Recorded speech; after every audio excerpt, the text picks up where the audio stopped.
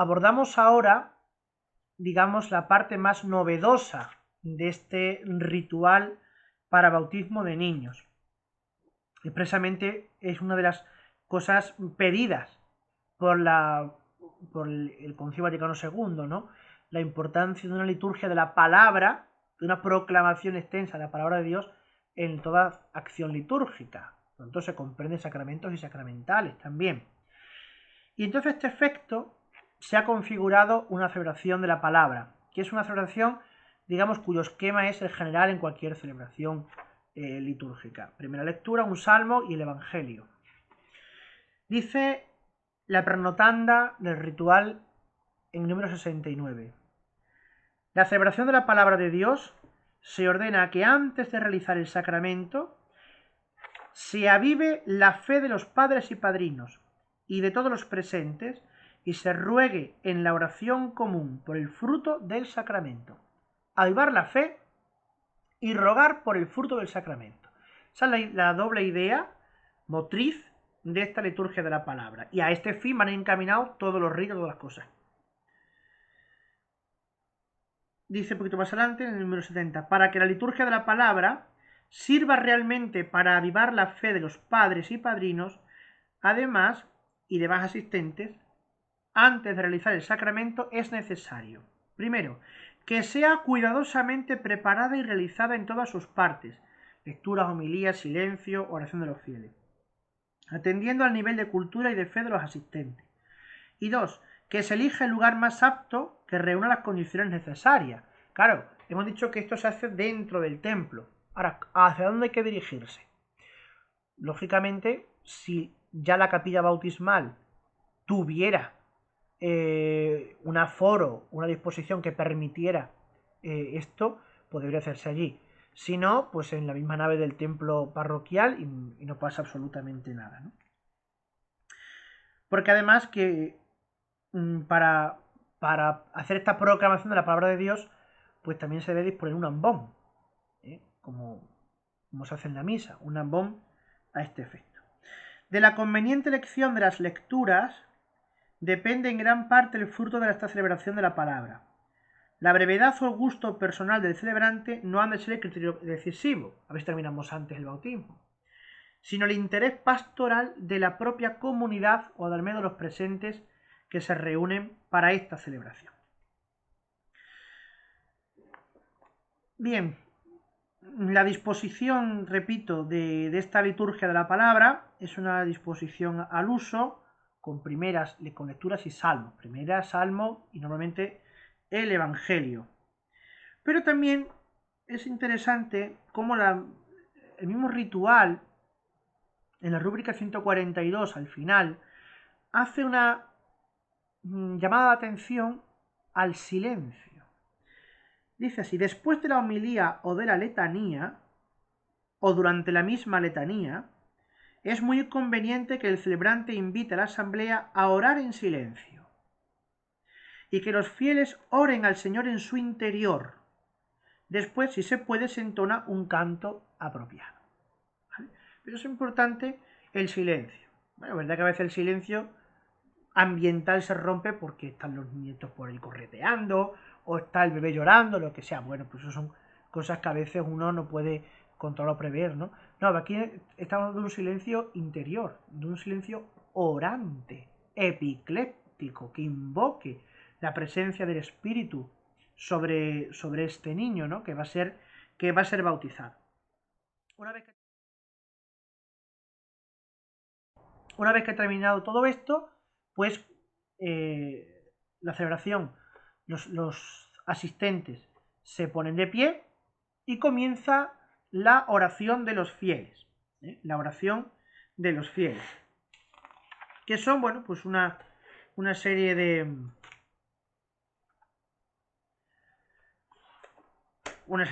peticiones, del mismo modo que están estructuradas en la misma celebración de la misa, y que deben ser rezadas con la misma forma. Se plantea la petición y se responde: te rogamos, óyenos, ¿no? o con la respuesta que se hiciera al efecto. Es verdad que ya el ritual viene una serie de peticiones estándar. Pero no quita, y así lo dice la misma rúbrica, dice, es lícito escoger intenciones de los diversos formularios e incluir nuevas. Es decir, que a lo mejor puedes coger una petición de aquí, otra de allí, otra de allí, de los formularios que propone el ritual. O incluir alguna nueva si hiciera falta. Supongamos que el niño que se va a bautizar unas condiciones normales, pero ese niño está enfermo. Bueno, pues a lo mejor conviene una petición por la salud de ese niño. O por ese momento la familia está pasando por una crisis de cualquier tipo y necesitan pues una oración también por ellos, ¿no? Entonces, en ese sentido, con el fin, sigue diciendo, de que la oración sea más apta y responda mejor a las especiales circunstancias y deseos de la familia. Siempre se termina, estas invocaciones siempre se terminan con la letanía de los santos. Entonces las peticiones son para que este Señor participar del misterio de la muerte y resurrección de Cristo alcance nueva vida y por el bautismo se incorpore a su santa iglesia. Roguemos al Señor, te rogamos, óyenos. Para que sea fiel discípulo de Cristo, para que a través de una vida santa llegue al reino de los cielos, se pide por los padres, padrinos, por la familia y sobre todo para que se renueve en cada uno de los asistentes la gracia bautismal. Como decía, todas estas peticiones, esta oración de los fieles, concluye con la letanía de los santos. Aquí en el ritual ya vienen unos santos, digamos, también estándar, que no pueden faltar, que es una invocación a la Virgen, a San José, a San Juan Bautista, a los santos Pedro y Pablo. ¿Por qué estos cuatro, digamos, como principales? Bueno, primero por María, por ser la Madre de Dios y el modelo para las madres. San José, por ser, digamos, el padre virginal, padre nutricio del Señor, y por lo tanto modelo de padre para los padres. San Juan Bautista, no falta mucha explicación, ¿no? Si hay un santo bautista por excelencia, aunque su bautismo no sea el bautismo cristiano, pues es este. Y los santos apóstoles Pedro y Pablo por lo que significa la entrada a la iglesia, ¿no? Los grandes apóstoles que son columna de la iglesia romana, que es en la que se bautiza este niño, ¿no? Y luego, bueno, viene una opción para que se pongan otros santos, por ejemplo, el nombre del niño. Es que el niño se llama Luis, bueno, pues San Luis. Es que la niña se llama Teresa, pues Santa Teresa de Jesús, o Santa Teresa de Lisieux, o Santa Teresa de los Andes, la que sea, ¿no? También de la iglesia, pues tiene que estar dedicada a San Mateo, pues San Mateo. O también del patrón del lugar. Supongamos que la iglesia está dedicada a San Mateo, pero el patrón del lugar es San Blas. Bueno, pues San Blas. Fíjate ahí, después de nombrar los cuatro primeros, María, San José, San Juan Bautista y los santos apóstoles, Pedro y Pablo, puedes poner los santos que creas conveniente. Terminando con todos los santos y santas de Dios, rogad por nosotros. ¿Por qué se incluye la letanía? Bueno, por una cuestión sobre todo de comunión de iglesias. Podemos decir que a través de la letanía se expresa o son imagen de la comunión que existe entre la iglesia del cielo y la iglesia de la tierra. Porque este niño que se bautiza en la tierra se introduce ya en el misterio de esa iglesia triunfante en el cielo.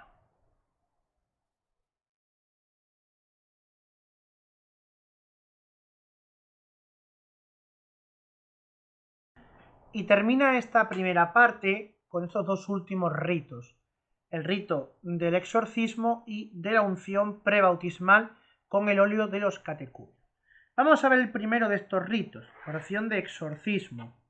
También un rito muy antiguo en la iglesia. Daos cuenta, si os habéis fijado, que lo que hemos hecho hasta ahora es una concentración intensa de todo el proceso catecumenal de un adulto en años. Por tanto, es lógico que todos esos exorcismos, unciones, asignaciones de cruce, nombre, todo, se debe concentrar ahora. Y aquí viene, por eso esta primera parte concluye con estos dos ritos que en un adulto se hubiera hecho o bien a lo largo del proceso o bien la mañana del sábado santo, ¿no? Entonces, en el rito del exorcismo, vamos a leer la fórmula. Bueno, antes digo que sí, que la fórmula actualmente viendo fórmula, una en el ritual y otra, digamos, en el apéndice para elegir, pero ambas son una fórmula deprecativa en que se pide a Dios que libere al catecúmeno del poder del maligno, y sobre todo representado por ese pecado original del que va a ser lavado en las aguas bautismales. Vamos a ver la fórmula del ritual, perdón, de la rúbrica de la página 145. Dice así: Dios Todopoderoso y Eterno, que has enviado a tu Hijo al mundo para librarnos del dominio de Satanás, espíritu del mal, y llevarnos así arrancados de las tinieblas al reino de tu luz admirable, te pedimos que este niño, lavado del pecado original, sea templo tuyo y que el Espíritu Santo habite en él por Cristo nuestro Señor. Amén. Y la otra, la alternativa que hay a esta oración, dice así, es un poquito más extensa. Señor Dios Todopoderoso, que enviaste a tu Hijo único para que el hombre esclavo del pecado alcance la libertad de tus hijos.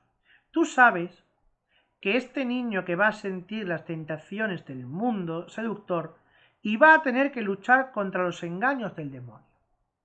Por la fuerza de la muerte y resurrección de tu Hijo, arráncalos del poder de las tinieblas, y fortalecidos con la gracia de Cristo, guárdalos a lo largo del camino de la vida, por Jesucristo nuestro Señor. Este rito va unido al siguiente, que es la unción prebautismal con el óleo de los catecúmenos, que tiene también un significado de fortaleza, de competición, ¿no? Vamos a ver cómo hay una explicación de un padre donde habla del ser atleta, ¿no? Como los atletas se preparaban con entrenamiento y luego se untaban el cuerpo para el combate o para la lucha, pues también el ser cristiano, dado por la oración y por el óleo, pues tiene que prepararse para ello, ¿no? Dice en la oración actual: para que el poder de Cristo Salvador te fortalezca, ¿ven? Esa idea, te ungimos con este óleo de salvación en el nombre del mismo Jesucristo Señor nuestro, que vive y reina por los siglos de los siglos. Fijaos cómo lo expresa esta última idea del atletismo, de la fortaleza, cómo lo expresa San Ambrosio. Dice él, en su libro de Misteris, perdón, de Sacramentis, dice: fuiste ungido como atleta de Cristo, como quien tiene que luchar en la lucha de este mundo. Hiciste profesión de luchar a brazo partido tus combates. El que lucha sabe lo que espera. Donde hay combate hay corona. Luchas en el siglo, pero serás coronado por Cristo, y por los combates que sostengas en el siglo serás coronado. Pues aunque el premio esté en el cielo, aquí en la tierra está en cambio aquello que lo merece. Me parece que es una interpretación de este signo o del conjunto de estos dos signos bastante elocuente, ¿no? Vamos a ver qué idea subyace en la unión del exorcismo y de la unción prebautismal. Voy a ayudar al otro manualito que hay escrito, muy antiguo, un clásico, de José Antonio Abad y Manuel Garrido, Iniciación a la liturgia de la Iglesia. Si lo veis bien ahí, el libro este.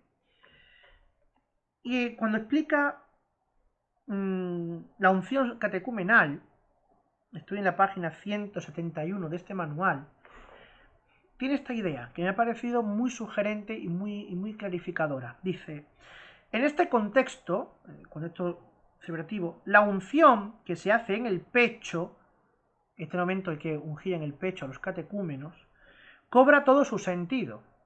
El exorcismo da cuenta de la existencia del mal y de la lucha como condición de la existencia humana. La unción en el pecho, con su valor simbólico, viene a aportar el remedio con la fuerza de Cristo. El exorcismo pide que los niños, librados del pecado, se conviertan en templos de Dios.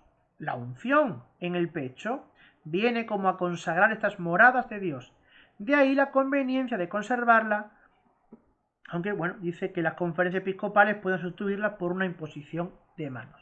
Pero fijaos la unión de ideas que hay entre exorcismo y unción, ¿no? lo que el exorcismo informa, la unción, digamos, dispone para ese combate contra las fuerzas contra el mal, ¿no? Para lo que uno informa, la otra capacita para afrontarlo. Claro, tampoco eso tuvo pues una entrada pacífica, ¿no?, en la Reforma.